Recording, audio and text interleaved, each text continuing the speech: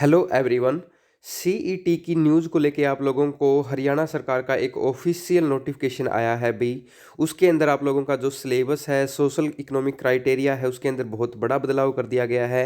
यानी कि हरियाणा कर्मचारी चयन आयोग के द्वारा अब जो भर्तियां होनी है ग्रुप सी की, उनके अंदर जो बदलाव किया गया है वो सारा का सारा इस वीडियो के अंदर हम डिटेल से डिस्कस करेंगे। अगर आपने ये वीडियो देख ली तो आपने ना ही किसी भी चीज़ को नोटिफिकेशन को देखने की ज़रूरत है और ना ही किसी और वीडियो को देखने की ज़रूरत रहेगी, क्योंकि मैं आप लोगों के इस वीडियो में सारे डाउट क्लियर कर दूंगा। इसके अलावा अगर फिर भी आपको यूं लगता है कि एक दो डाउट छूट गया है तो आप मुझे कमेंट कर सकते हैं। चलिए देखिए, यहाँ पे हम पूरी डिटेल के साथ डिस्कस कर लेते हैं।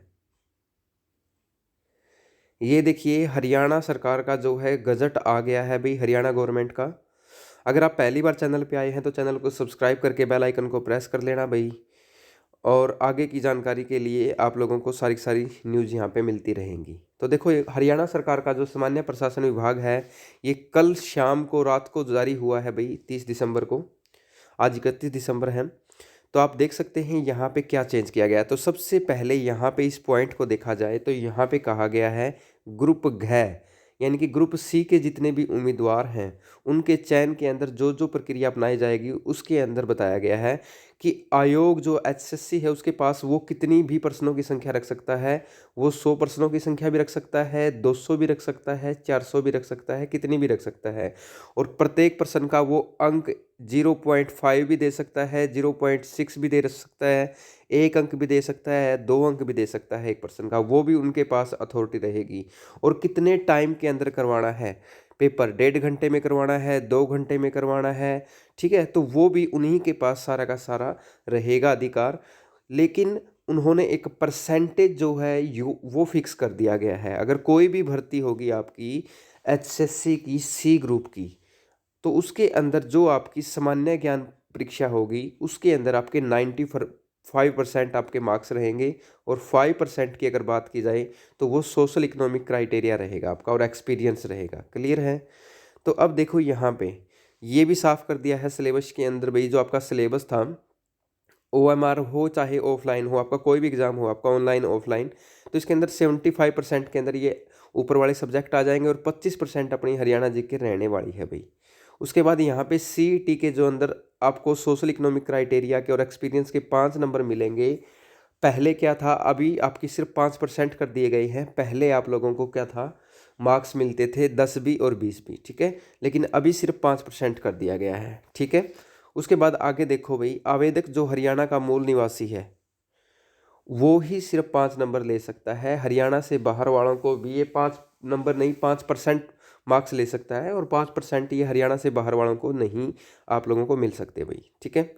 अब यहाँ पे कहा गया है जो आवेदक है हरियाणा का मूल निवासी है वो ना तो खुद होना चाहिए, ना ही उसके परिवार का कोई भी व्यक्ति जो हरियाणा सरकार या किसी अन्य राज्य सरकार या भारत सरकार के किसी भी विभाग में, बोर्ड में, निगम में, कंपनी या वैधानिक निकाय, आयोग या प्राधिकरण में नियमित कर्मचारी है। नियमित यानी कि परमानेंट कर्मचारी है, या था या रहा है, ठीक है। या इससे पूर्व, आवेदन से पूर्व वित्तीय वर्ष के अंदर, आवेदन से पूर्व वित्तीय वर्ष का मतलब क्या होता है दोस्तों, वित्तीय वर्ष होता है आपका 1 अप्रैल से 31 मार्च, ठीक है। 1 अप्रैल से 31 मार्च होता है आपका वित्तीय वर्ष।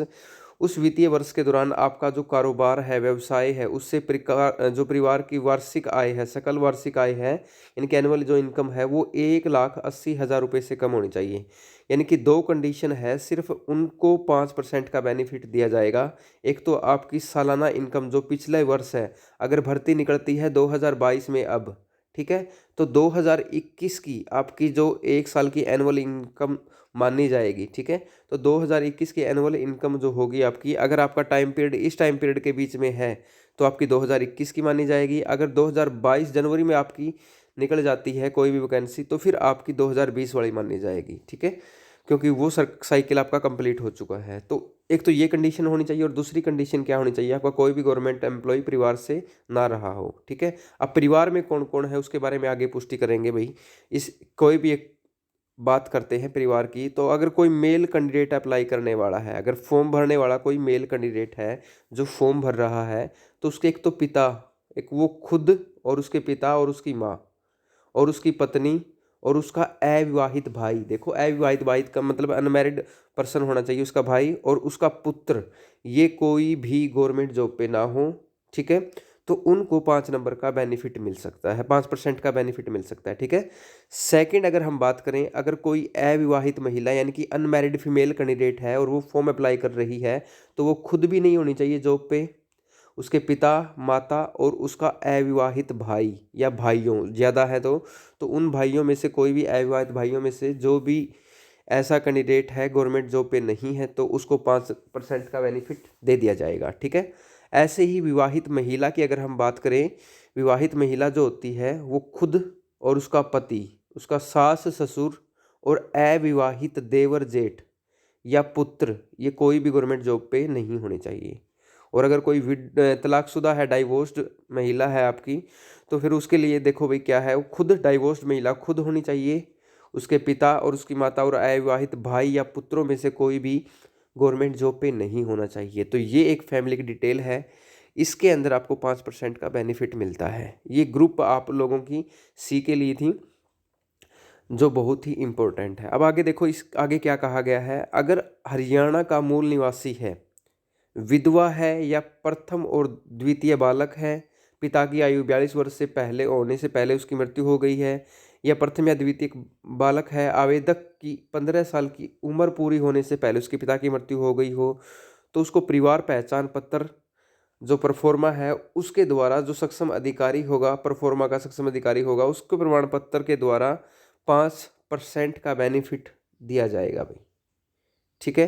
कहने का भी मतलब अभिप्राय क्या है, अगर ये कंडीशन पूरी कर रहा है तो आप लोगों को जो वहाँ का उस समय का आपका परिवार पहचान पत्र, एक तो उसके अकॉर्डिंग भाई, आपके परिवार पहचान पत्र के अकॉर्डिंग क्या करना है, जो भी आपका जिले का अधिकारी है, जो फिर या तहसील के अंदर तहसीलदार है, ठीक है, तो उस समय जो आपके एसडीएम वगैरह है, तो उनसे आप वेरीफाई करवा के क्या कर सकते हैं, सर्टिफिकेट बनवा सकते हैं, जो परफॉर्मा एसएससी की तरफ से जारी किया गया है, उस परफॉर्मे को आप अगर बनवा लेते हैं तो आपको 5% बेनिफिट मिल जाएगा। क्लियर है।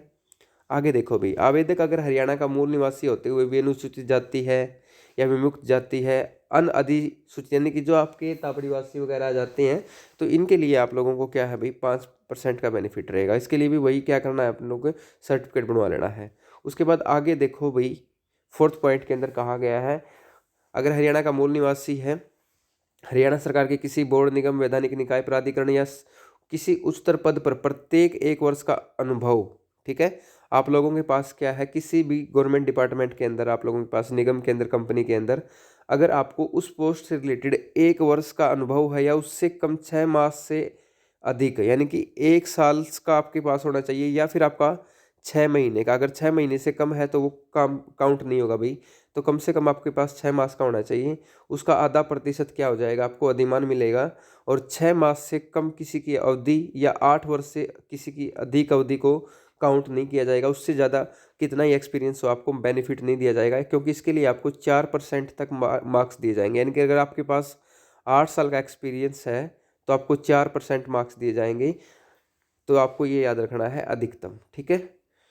उसके बाद देखो भाई, अन्य शर्तें, अन्य शर्तों में क्या क्या है आपका, सबसे ज़रूरी तो ये है आपका भाई, किसी भी आवेदक को किसी भी परिस्थिति में 5 नंबर से ज़्यादा नहीं दिए जाएंगे भाई, यानी कि 5% से ज़्यादा नहीं दिए जाएंगे, 5 नंबर नहीं। अगर आपका 200 नंबर का पेपर हो रहा है तो वहाँ पे 5% आप देख सकते हो, 10 मार्क्स बनते हैं, ठीक है। तो 5% से ज़्यादा आपको नंबर नहीं दिए जाएंगे। और दूसरा क्या है, आप लोगों को एक बार मिल गया जीवन में ये बेनिफिट, तो दोबारा पूरी ज़िंदगी में ग्रुप घ और ग्रुप ग, तो यानी कि ग्रुप सी और ग्रुप डी दोनों पदों के लिए जीवन काल में सिर्फ एक बार ही मिलेगा, दोबारा कभी नहीं मिल सकता भाई, ठीक है। उसके बाद देखो, यदि व्यक्ति या परिवार का सदस्य अधिमान के लाभ सहित या बिना एक बार चयनित हो जाता है, तो परिवार के किसी अन्य सदस्य को उसका अन्य पद, जिसके लिए पैरा 4.1 नीचे टिप्पण 2 में यानी कि परिभाषित पारिवारिक सदस्य द्वारा आवेदन प्रस्तुत किया गया है, तो नियुक्ति के लिए अधिमान हेतु विचार नहीं किया जाएगा।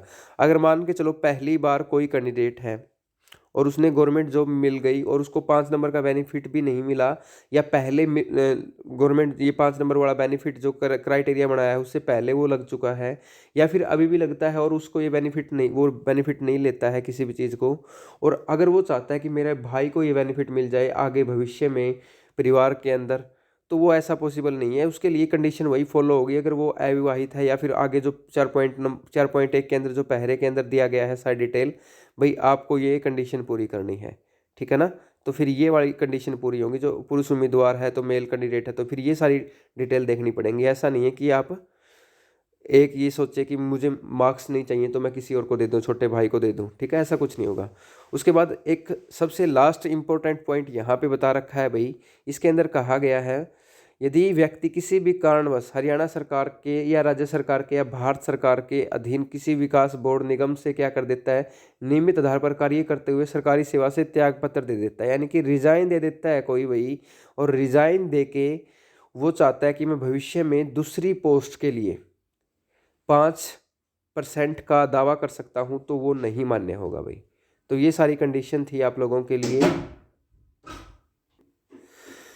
तो ये वीडियो थोड़ी सी लंबी जरूर होगी, लेकिन मैंने आप लोगों के सारे डाउट क्लियर कर दिए गए हैं। फिर भी अगर किसी का मुझे यूं लगा कि हाँ आप लोगों का ज़रूरी ऐसा कोई डाउट रह गया है और जो मैंने वीडियो में डिस्कस नहीं किया है, तो उसका मैं आप लोगों को रिप्लाई दे दूंगा। अदरवाइज आप इस वीडियो को कंप्लीट देखें, और यहाँ पे नीचे इंग्लिश में बताया गया है, और आप इसको डाउनलोड करना चाहते हैं तो आप इसको डिस्क्रिप्शन में टेलीग्राम ग्रुप है भाई, वहाँ से डाउनलोड कर सकते हैं।